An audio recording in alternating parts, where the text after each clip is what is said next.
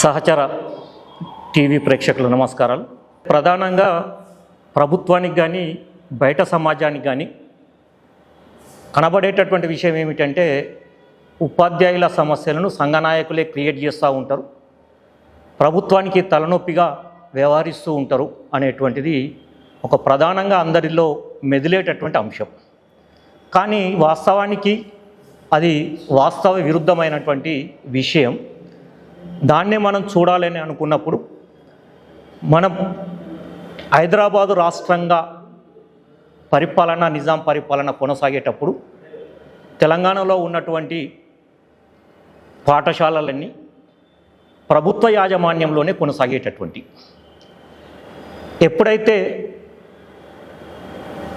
ఆంధ్రప్రదేశ్లో నిజాం రాజ్యం కలిసిందో 1956లో కలిసిన క్రమంలో ఒక సంఘటన ఏర్పడ్డది. హైదరాబాదు రాజ్యంలో పనిచేస్తున్నటువంటి టీచర్ల యొక్క వేతనాలు ఎక్కువగా ఉన్నాయి, ఆంధ్ర రాష్ట్రంలో పనిచేసే యొక్క టీచర్ల యొక్క వేతనాలు తక్కువగా ఉన్నాయి. ఈ రెండు రాష్ట్రాలను కలిపిన సందర్భంగా ఉపాధ్యాయుల స్కేళ్లను ఫిక్స్ చేసే క్రమంలో తక్కువ ఉన్న స్కేల్నే తీసుకొని అందులోకి తెలంగాణకు సంబంధించిన వాళ్ళందరినీ కూడా తీసుకొని ఎక్సెస్ ఉన్నటువంటి అమౌంట్ను పీపీగా పెడుతూ వచ్చారు. అంటే రాష్ట్ర ప్రభుత్వం తీసుకున్న నిర్ణయం మూలంగా తెలంగాణలో ఉన్నటువంటి ఉపాధ్యాయులు మా వేతనాలకు నష్టం జరిగింది అనే పేరు మీద ఒక డిమాండ్ వచ్చి ఒక పోరాటం వచ్చింది. అదే తెలంగాణ సేఫ్ గార్డ్స్ అనే పేరు మీద ఒక చట్టం ఇచ్చేసి వాళ్ళకు వేతనాలకు రక్షణ ఇచ్చినటువంటి సంఘటనను మనం చూడవచ్చు. ఈ సంఘటననే మనకేం చెప్తుంది? ప్రభుత్వం యొక్క చర్య మూలంగానే ఉపాధ్యాయులకు సమస్యలు ఏర్పడుతున్నాయి, సమస్యల పరిష్కారం కోసం సంఘాలు అవసరం అనేటువంటి సంఘటన తెలియజేస్తుంది. దీనికి తోడుగా 1959లో దేశవ్యాప్తంగా స్థానిక సమస్యల కోసం పంచాయరాజ్ వ్యవస్థను అమల్లోకి తీసుకురావడం జరిగింది. పంచాయరాజ్ వ్యవస్థను అమల్లోకి తీసుకొచ్చినటువంటి క్రమంలో కేంద్ర ప్రభుత్వం ఆలోచించిన విషయం ఏమిటి అంటే, కేంద్ర రాష్ట్ర ప్రభుత్వాలు గ్రామాలలో ఉన్న సమస్యలన్నింటినీ అడ్రస్ చేసే విధంగా లేదు, సమస్యలను పరిష్కరింపజేయలేం కనుక ఈ క్రమంలో పంచాయరాజ్ వ్యవస్థ ఉంటే స్థానికులే నాయకులుగా మారి అక్కడి సమస్యలను పరిష్కరింపజేసుకుంటారు అనేటువంటి ఒక ఆలోచన సరళితోటి పంచాయరాజ్ వ్యవస్థ వచ్చింది. ఈ క్రమంలోనే తెలంగాణలో ఉన్నటువంటి పాఠశాలలన్నీ గవర్నమెంట్ పాఠశాలలు అయితే ఈ పంచాయరాజ్ చట్టం రావడం మూలంగా ఈ పాఠశాలలన్నింటినీ పంచాయరాజ్ వ్యవస్థకు షిఫ్ట్ చేయడం జరిగింది. కారణం వల్ల ఆ గ్రామంలో ఉన్నటువంటి పెద్ద మనుషులు అక్కడ స్కూల్కు కావాల్సినటువంటి అన్ని వసతులు సౌకర్యాలు స్థలాలు ఇచ్చి ఏర్పాటు చేస్తారు, విద్యారంగం బాగుపడుతుంది అనేటువంటి విషయంగా అనుకున్నటువంటి విషయం. ఆ క్రమంలో జరిగింది ఏమిటి అంటే, ఈ గవర్నమెంట్ టీచర్స్గా ఉన్నటువంటి వీళ్ళు పిఆర్ టీచర్స్ అనేటటువంటిది కొత్తగా 59 నుంచి స్టార్ట్ అయింది. కొత్తగా పంచాయరాజ్ వ్యవస్థలో టీచర్ల రిక్రూట్మెంట్ అనేది స్టార్ట్ అయిన తర్వాత గవర్నమెంట్ టీచర్లతో ఆన్ పార్ విత్ గవర్నమెంట్ టీచర్స్కు ఉన్న సర్వీస్ కండిషన్స్ అన్నిటినీ యథాతథంగా పిఆర్ టీచర్స్కు ఇవ్వలేదు. ఈవెన్ పెన్షన్ ఇవ్వలేదు, చనిపోతే కంపెన్సేట్ అపాయింట్మెంట్స్ ఇవ్వలేదు, ప్రమోషన్స్ పై స్థాయిలో ఉండే ప్రమోషన్స్ ఇవ్వలేనటువంటి పరిస్థితి వచ్చింది. ఈ పంచాయరాజ్ వ్యవస్థలో ఉన్న టీచర్లను సవతి తల్లి ప్రేమగా చూస్తూ రావడం మూలంగా అప్పుడు పంచాయరాజ్ వ్యవస్థలో పనిచేస్తున్నటువంటి టీచర్లంతా మాకు ప్రభుత్వం నష్టం చేస్తుంది కొత్త సిస్టమ్ తీసుకొచ్చి అనేటువంటి దాన్ని రావడం మూలంగా అప్పుడే 1972లో ఒక ప్రత్యేకంగా ఒక ఉపాధ్యాయ సంఘం ఆవిర్భవించింది. ఒక ఉపాధ్యాయ సంఘం ఆవిర్భవించడానికి కారణం ఎవరు? రాష్ట్ర ప్రభుత్వానికి సంబంధించింది. సుమారుగా అది ఏర్పడి 52 సంవత్సరాలైనా ఇప్పటికీ ప్రధానమైన డిమాండు నెరవేరలేనటువంటి పరిస్థితే ఉంది. ఆ సంఘం ఏర్పడ్డ తర్వాత పంచాయరాజ్ టీచర్లకు గవర్నమెంట్ టీచర్ల మధ్యన ఉన్న వ్యత్యాసాలను తొలగించుకోవడానికి సుమారుగా 82 నుంచి దఫాలుగా దాన్ని మార్చుకుంటూ రావడం జరిగింది. రిక్రూట్మెంట్లో మార్పులు వచ్చాయి, వేతన వ్యవస్థలో మార్పులు వచ్చాయి, ట్రాన్స్ఫర్స్లలో మార్పులు వచ్చాయి, ప్రమోషన్లలో మార్పులు వచ్చేసి గవర్నమెంట్ టీచర్లతో సమానంగా వీళ్ళని తీసుకొస్తూ వచ్చేసేసారు. 98 ప్రాంతంలో ఈ పంచాయరాజ్ టీచర్లకు గవర్నమెంట్ టీచర్లతో సమానం చేస్తూ సర్వీస్ రూల్స్ను ఇవ్వడం జరిగింది. ఇస్తే ఆ రోజు టెక్నికల్గా అభ్యంతరాల మూలంగా అది కొట్టివేయబడ్డది.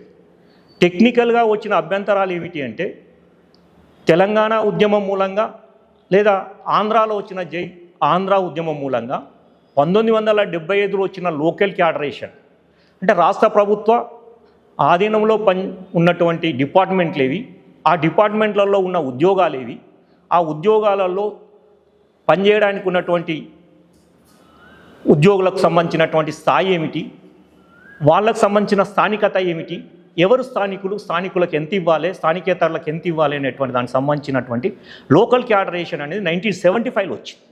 1975లో వచ్చినటువంటి లోకల్ క్యాడరేషన్కి సంబంధించినటువంటి దాంట్లో పంచాయతీరాజ్ టీచర్లను అందులో కలపలేదు. ఓన్లీ గవర్నమెంట్ టీచర్స్ మాత్రమే కొనసాగుతూ వచ్చారు.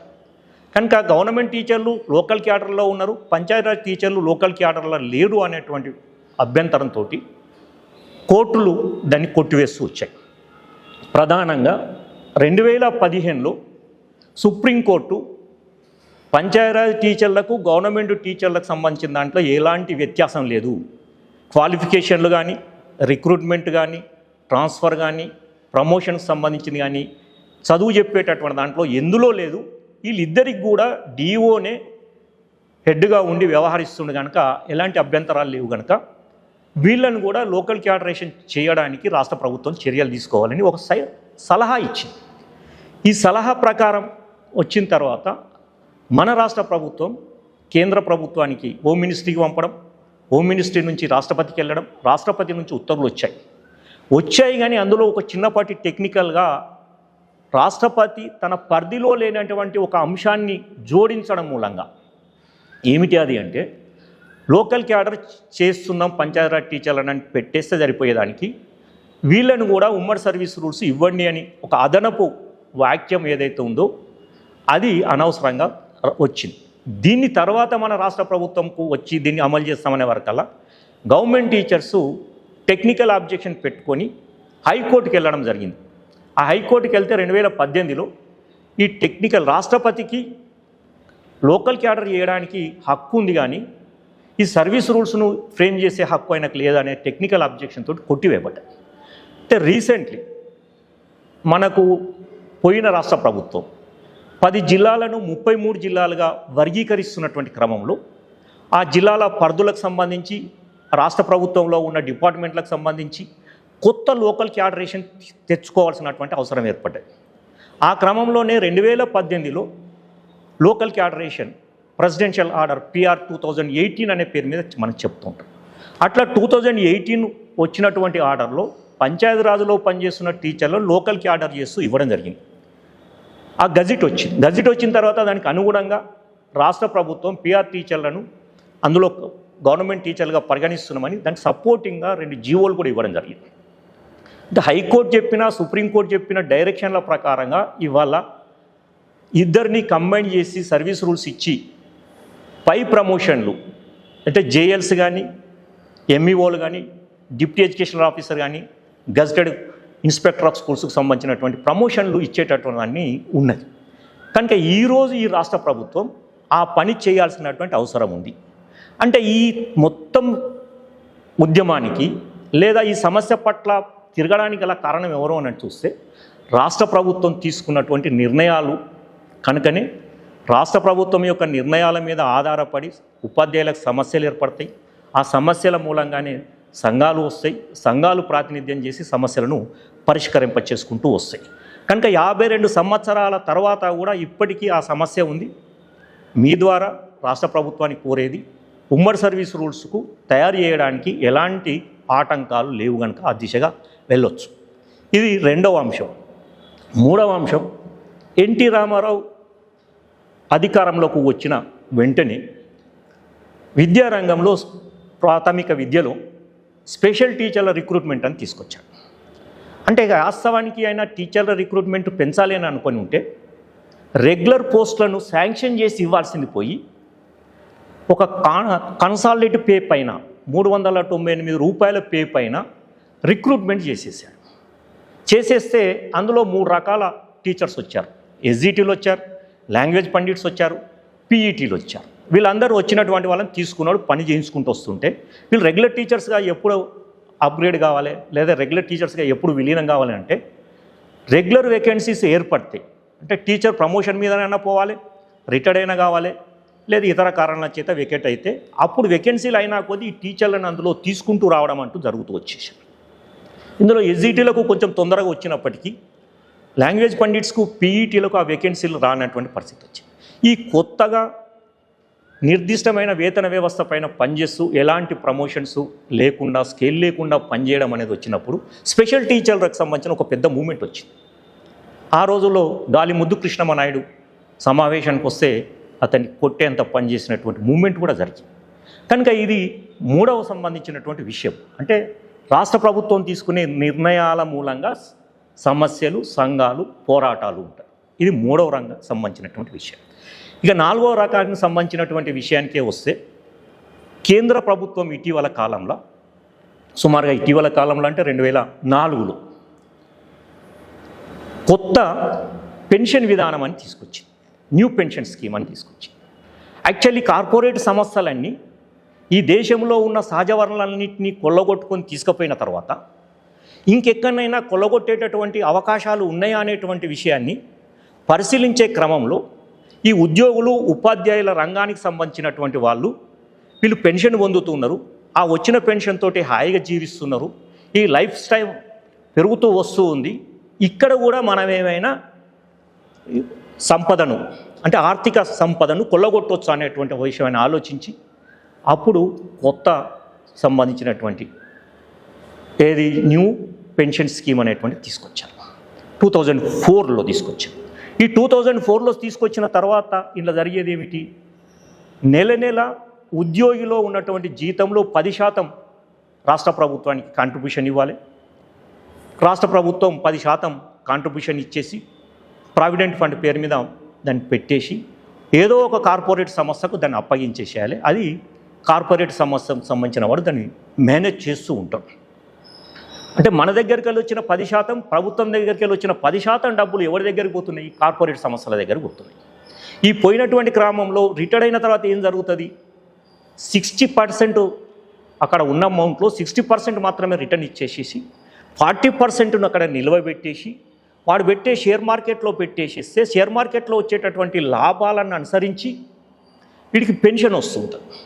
పెన్షన్ ఎంత వస్తుంది అంటే వాడు మినిమం కూడా తినడానికి తిండి లేదా వేసుకోవడానికి మందులకు కూడా సరిపోలేనటువంటి పెన్షన్ వచ్చే క్రమం వచ్చి ఈ క్రమంలోనే దేశవ్యాప్తంగా ఈ కాంట్రిబ్యూటరీ పెన్షన్ స్కీమ్లో వచ్చినటువంటి వాళ్ళు ఎవరైతే ఉన్నారో వీళ్ళందరూ పెద్ద ఎత్తున ఆందోళన చేస్తూ వచ్చారు.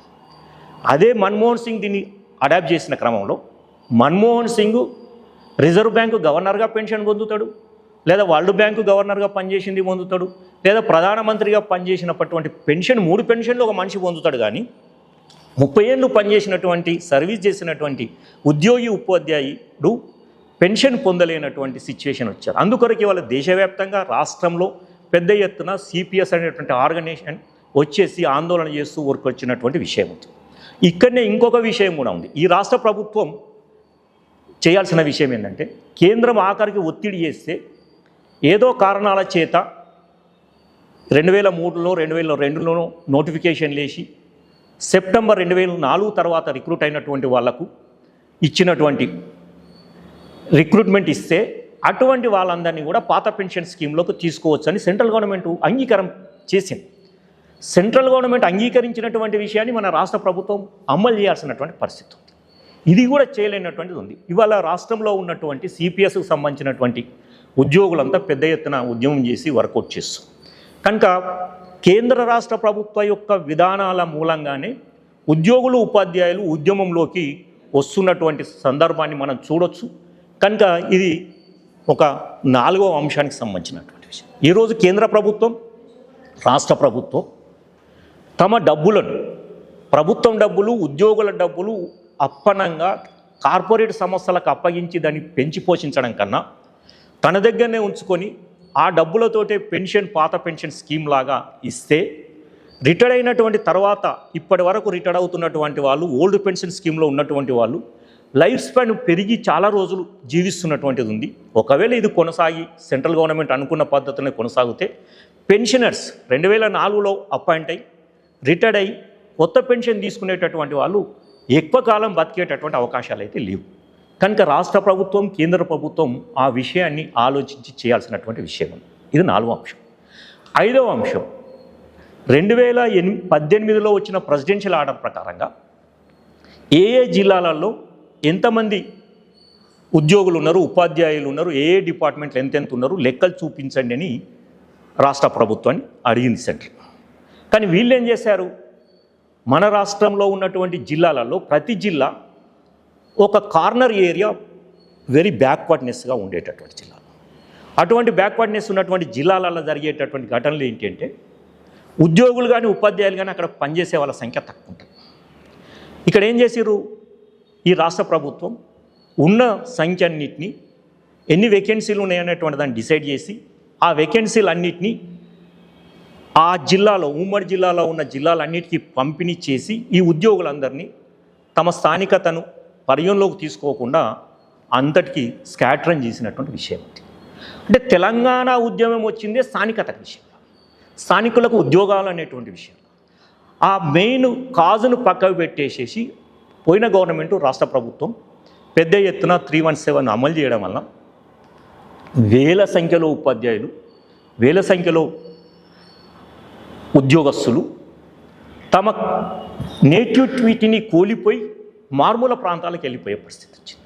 ఈ విషయాలు జరిగినప్పుడు రాష్ట్ర ప్రభుత్వం చేయాల్సిన విషయం ఏంటంటే ఇటువంటి విధానపరమైన విషయాలను తీసుకునేటప్పుడు ఆయా సంఘాలతో చర్చ చేసి మేము ఇలా అనుకుంటున్నాం, ఇది ఏది బెటరు అనేటువంటి, దీన్ని ఎట్లా అమలు చేద్దాం అనేటువంటి చెప్పి వాళ్ళతో కన్విన్స్ చేసుకొని సాధక బాధకాలను విని వర్కౌట్ చేసి ఉంటే పెద్ద ఆందోళనలు వచ్చేటివి కావు, ఉద్యోగులు ఉపాధ్యాయులు ఇబ్బందులు పడేటటువంటి వాళ్ళు కారు. ఎవరితోటి కూడా మాట్లాడకుండా అమలు చేయడం మూలంగా ఎన్నడూ లేని విధంగా ఒక 10 మంది ఉపాధ్యాయులు ఈ ఘటన తర్వాత చనిపోయినటువంటి ఒక ఉమెన్ టీచరు ఆత్మహత్య చేసుకుంది. ఎంత సీరియస్ ఉందో అనేటువంటి విషయాన్ని చూడవచ్చు. ఈ క్రమంలోనే ప్రధాన సంఘాలు ఏవి పట్టించుకుంటలేవు అనేటువంటి అభిప్రాయంతో 317 అనే బాధితుల సంఘం అని కొత్తగా వెలిసింది. 317 అనే బాధితుల సంఘం వెలిసింది. అయిపోయిన తర్వాత భార్యాభర్తలు విడివిడిగా వెళ్ళిపోయారు అనేటువంటి విషయం వస్తే స్పౌజు టీచర్స్ అసోసియేషన్ అనేది ఒకటి ఏర్పడ్డది. అరే భార్యాభర్తలు కలిసి ఉండాలని మన పాత ముఖ్యమంత్రి చెప్పేవాడు, స్లోగనే తప్ప అమలు చేసింది లేదు. సరే బాగా ఒత్తిడి వస్తే అమలు చేశారు. అమలు చేసిన తర్వాత స్పౌజ్కే లాభం జరిగింది, నాన్ స్పౌజ్గా ఉన్న వాళ్ళకు నష్టం జరిగిందని కొత్త సంఘం వచ్చేసింది. నాన్ స్పౌజ్ టీచర్స్ సంఘం అనేటువంటిది ఇంకో సంఘం వచ్చేసింది. ఇట్లా సంఘాలు పుట్టడానికి ప్రభుత్వం తీసుకుంటున్న చర్యలు. అందుకొరకే ఈ రాష్ట్ర ప్రభుత్వం వచ్చిన తర్వాత ఈ 317కి సంబంధించినటువంటి బాధితుల నుంచి అప్లికేషన్స్ తీసుకున్నారు. దానికి సబ్ కమిటీ వేశారు. ఆ సబ్ కమిటీ చేసే తర్వాత 52,000 మంది దానికి దరఖాస్తులు చేసుకున్న వాళ్ళు ఉన్నారు. ఎలాంటి అభ్యంతరాలు లేకుండా ఏ జిల్లాలది వాళ్ళ స్థానికతను చూసి ఆ స్థానికతకి పంపించేస్తే ఆ సమస్యను ఆ ఆందోళన లేకుండా క్లోజ్ చేయగలుగుతాం. ఏ జిల్లాల నుంచి అయితే రిమోట్ జిల్లాల నుంచి వచ్చారో అక్కడ ఎన్ని వేకెన్సీలు ఉంటే అన్ని వేకెన్సీలు ఆ స్థానిక ప్రజలతోటి అంటే అర్హత ఉన్న నిరుద్యోగులతో నింపితే వాళ్ళకు కూడా న్యాయం చేసేటటువంటి విధంగా ఉండేటటువంటి విషయం. కనుక ఇది 5. 6వ విషయం ఏమిటి అంటే ఎడ్యుకేషన్లో ప్రధానంగా శిక్షణకు ఒక క్వాలిఫికేషన్, నియామకానికి ఒక క్వాలిఫికేషన్, పదోన్నతికి వచ్చేసరికి ఇంకో క్వాలిఫికేషన్ సంబంధించింది. ఎస్జిటి టీచర్లుగా మొదటి కాలంలో బీఈడి చేసిన వాళ్ళను డిఈడి చేసిన వాళ్ళను సమానంగా తీసుకునేవాళ్ళు. అంటే మధ్యస్థగా మన ఎడ్యుకేషన్ అనేది ఉమ్మడి జాబితాలో ఉంది కనుక national council for teachers education అనేది ఒక గైడ్లైన్స్ ఇచ్చేసింది. బీడీ అర్హత ఉన్న వాళ్ళని తీసుకోకూడదు. అంటే నాకు తెలిసి అత్యంత క్వాలిఫికేషన్లు ఎక్కువగా ఉన్నవాన్ని ఉద్యోగ అర్హత లేదని ప్రకటించింది అది ఒక్కటే. కనుక కాలక్రమంలో జరిగింది ఏంటంటే బీఈడి వాళ్ళకు రిక్రూట్మెంట్ మానేశారు. మళ్ళీ ఏదో పోరాటం చేస్తే మళ్ళీ తీసుకున్నారు, మళ్ళీ తర్వాత మళ్ళీ మానేశారు. అంటే ఇటువంటి చేయడం మూలంగా జరిగిన ఘటన ఏమిటి అంటే ఇప్పుడు ప్రైమరీ స్కూల్కు హెడ్ మాస్టర్ పోస్టులు ఉన్నాయి కొన్ని. ఆ హెడ్ మాస్టర్ పోస్టులలో డిఈడి ఉన్న వాళ్ళనే తీసుకోవాలని ఒకసారి రాష్ట్ర ప్రభుత్వం ఉత్తర్వులు ఇచ్చింది, ఓసారి బీఈడి వాళ్ళని కూడా తీసుకోవాలని ఇచ్చింది. తర్వాత ఇప్పుడు డిఈడి వాళ్ళనే తీసుకోవాలని వచ్చేవరకల్లా ఈ పంచాయతీలు పెట్టేటటువంటి విషయం ఒక విధానపరమైన విషయంలో రాష్ట్ర ప్రభుత్వం ఉండకపోవడం వల్ల ఇలా ప్రధానంగా ఒక 30,000 మందికో ఎంతమందికో మేము లాభం చేకూర్చినాం, 18,000 మందికి ప్రమోషన్లు ఇచ్చినాం రాష్ట్ర ప్రభుత్వం గొప్పగా చెప్పుకుంటుంది, కానీ ఒకటే రూపులో పనిచేస్తున్నటువంటి గ్రూప్ కింద పనిచేస్తున్నటువంటి టీచర్లను ఇద్దరిని విడదీసింది. ఇలా డీడీ టీచర్లు వేరైపోయారు, బీడీ టీచర్లు వేరైపోయారు. కనుక బీఈడీ ఉన్న ఎస్జిటి సంఘం అనేది ఒకటి స్టార్ట్ అయిపోయింది. కనుక ఇటువంటి విషయాలు లేకుండా రాష్ట్ర ప్రభుత్వం వ్యవహరించాల్సినటువంటి అవసరం. దీనితో పాటు ఉపాధ్యాయులకు ప్రమోషన్లకు ఉంటే ఇవ్వాలి అని అనుకుంటే టెట్టు అనేటువంటిది కూడా ఒకటి పెట్టాము. టెట్టుకు సంబంధించింది టెట్టు ఎప్పుడైతే వచ్చిందో అంతకుముందు రిక్రూట్ అయిన వానికి ఎగ్జామ్షన్ అనేది కూడా ఉంది. ఇచ్చినటువంటి దాన్ని రాష్ట్ర ప్రభుత్వం మీరు తప్పనిసరిగా ప్రమోషన్లు అడుగుతున్నారు, మీరు టెట్టు పాస్ కావాలని చెప్పినటువంటిది లేదు, టెట్టు రెగ్యులర్గా నిర్వహించింది లేదు. తీరా సమయానికి వచ్చేసరికి టెట్టు ముందుకొచ్చినప్పుడు రాష్ట్ర ప్రభుత్వంలో తీసుకున్న ఈ అపసవ్య నిర్ణయాల మూలంగా నష్టపోతున్న టీచర్లు హైకోర్టును సంప్రదిస్తున్నారు. ఆ హైకోర్టును సంప్రదిస్తున్నటువంటి క్రమంలో సరి అయిన అఫిడవిట్ వేసి ఉంటే ఆ సమస్య ఇంకా పెరిగేది కాదు. కానీ పట్టించుకోకుండా వదిలేయడం మూలంగా ఉత్పన్నమైనటువంటిదే టెట్టు నాన్ టెట్టు అనేటువంటి విషయం వచ్చేసి. చాలామంది టెట్టు లేనటువంటి వాళ్ళు ఉన్నారు కనుక నాన్ టెట్టుగానే టెట్టు లేనటువంటి వాళ్ళందరికీ మీరు ప్రమోషన్స్ ఇవ్వాలని పట్టుబడితే ఇప్పుడు ప్రమోషన్స్ ఇచ్చినటువంటి విషయం. కనుక ఈ స్ప్లిట్టును చేసేటటువంటి ఈ పద్ధతిగా వ్యవహరిస్తున్నటువంటిది ఏదైతుందో దాన్ని మానుకోవాల్సినటువంటి అవసరం ఉంది. ఈ క్రమంలోనే అనేక సమస్యలు ఇవాళ రాష్ట్ర ప్రభుత్వం క్రియేట్ చేస్తూ వస్తుంది. పైగా మొన్నటిసారి ప్రమోషన్లు ట్రాన్స్ఫర్స్లల్లా సాఫీగా జరపండి అని ఆ సంఘాలు అడిగితే మీరే అనవసరంగా సాఫీగా చేస్తామంటే మీరే ఒకవైపు కోర్టుకు పోయి అడ్డంకులు వేస్తున్నారు అనేది మన వాళ్ళ మీద నెట్టుతున్నారు. కానీ కోర్టుకు పోయి మనం అప్పీల్ చేసేటటువంటి సిచ్యువేషన్ ఎవరు క్రియేట్ చేశారు? వాళ్ళ రాష్ట్ర ప్రభుత్వం చేశారు. ఇటువంటి సిచ్యువేషన్ ఉన్నప్పుడు రాష్ట్ర సంఘాల బాధ్యులను పిలిచి విషయాలను వివరించి రాష్ట్ర ప్రభుత్వం ఏ నిర్ణయం తీసుకుంటుంది, ఆ సహేతుక ఏమిటి కాదు అనేటువంటి విషయాలను చెప్తే ఈ కొన్ని సమస్యలు పరిష్కరించబడేటటువంటి. కనుక ఈ పద్ధతిలో రాష్ట్ర ప్రభుత్వం వ్యవహరించాల్సినటువంటి అవసరాలు ఉంది. కనుక ఆ దిశగా ఎలా రాష్ట్ర ప్రభుత్వం చూడాలి. ప్రధానంగా ఇంకొక విషయం కూడా మనం చెప్పుకోవచ్చు. ప్రధానమైన విషయం ఏమిటంటే సంఘాలన్నీ ప్రమాణాలు పెంచాలి అని అంటే హై స్కూల్స్లలో గతంలో 2 సబ్జెక్ట్ టీచర్స్ లేరు. ప్రధానంగా మన ప్రాంతంలో ఇంగ్లీష్లో ఎక్కువగా ఫెయిల్ అవుతున్నటువంటి లేదా సైన్స్లో ఫెయిల్ అయ్యేటటువంటి. కనుక సైన్స్లో ఫిజికల్ సైన్స్కు ఒక ప్రత్యేకమైన టీచర్ను, ఇంగ్లీష్కు ఒక ప్రత్యేకమైన టీచర్ను మనం తీసుకున్నటువంటిది ఉంది. ప్రభుత్వం ఆ రోజుల్లో కొంత ప్రమాణాలను దృష్టిలో పెట్టుకొని ఇచ్చేసి ఈ ఫిజికల్ సైన్స్ టీచర్ని ఇచ్చినటువంటి క్రమంలోనే అప్పుడు ఒక గైడ్లైన్స్ ఇచ్చింది. ఈ ఫిజికల్ సైన్స్ టీచర్ ఏ సబ్జెక్టు చెప్పాలి ఏమిటి అని. ఆ తర్వాత ఫిజికల్ సైన్స్ టీచర్లు అంతా పోయి ఒక రిప్రజెంటేషన్ ఇస్తే మళ్ళీ టైం టేబుల్ వీళ్ళకి ఇది కాదు ఇది చేయాలని మళ్ళీ ఒక గైడ్లైన్స్ ఇచ్చింది. మళ్ళీ గైడ్లైన్స్ ఇచ్చినాక మ్యాథమెటిక్స్ వాళ్ళు పోతే మళ్ళీ ఒక గైడ్లైన్స్ ఇచ్చినటువంటి. ఈ అనేకమైన తిరుగుదోడు చేసేటటువంటి క్రమం చేసేసరికి ఇవాళ హై స్కూళ్ళల్లో పనిచేసే టీచర్ల మధ్యన ఫిజికల్ సైన్స్ టీచర్ మధ్యన మ్యాథమెటిక్స్ టీచర్ మధ్యన ఇవాళ పంచాయతీలు గవర్నమెంట్ పెడుతున్నటువంటి సిచ్యువేషన్స్. ఈ సిచ్యువేషన్స్ అన్నిటినీ వదిలేసే విధంగా చేయాల్సినటువంటి అవసరం ఉంది. ఆ దిశగా వర్కౌట్ చేయాలి. ఇంకొక విషయం, ప్రధానమైన విషయం, ఇటీవల కాలంలో హై స్కూళ్ళల్లో పనిచేస్తున్నటువంటి టీచర్లకు సంబంధించిన దాంట్లో లాంగ్వేజ్ పండిట్స్కు గమ్మతైన విషయం నేను ఇంతకుముందు చెప్పినట్టుగా శిక్షణ కాలం, నియామకం, ప్రమోషన్కి సంబంధించినటువంటి దాంట్లో లాంగ్వేజ్ పండిట్స్లలో అన్నీ ఒకటే. గ్రేడ్ 2కి అదే, గ్రేడ్ 1కి అదే ఉండడం మూలంగా మాకు హై స్కూల్లో మేము చదువు చెప్తున్నాం కనుక మాకు ఇవ్వండి ప్రమోషన్స్ అని అంటే అప్గ్రేడేషన్ చేసేసారు, వాళ్ళకు ఇచ్చేసారు. కానీ మన ఎడ్యుకేషన్లో ఉన్నటువంటి దాంట్లో ఓన్లీ గవర్నమెంట్ అండ్ పంచాయతీ రాజే లేదు. ఎయిడెడ్ స్కూల్స్ ఉన్నాయి, ఆశ్రమ పాఠశాలలు ఉన్నాయి. ఇవాళ ఆశ్రమ పాఠశాలల్లో ప్రధానంగా ఇవాళ ఆ పోస్టులను అప్డేట్ చేయలేదు. ఎందుకంటే వాళ్ళ సంఖ్య తక్కువ సంఖ్య వాళ్ళు డిమాండ్ చేసే సిచ్యువేషన్ లేదు కనుక వాళ్ళకి వదిలేశారు.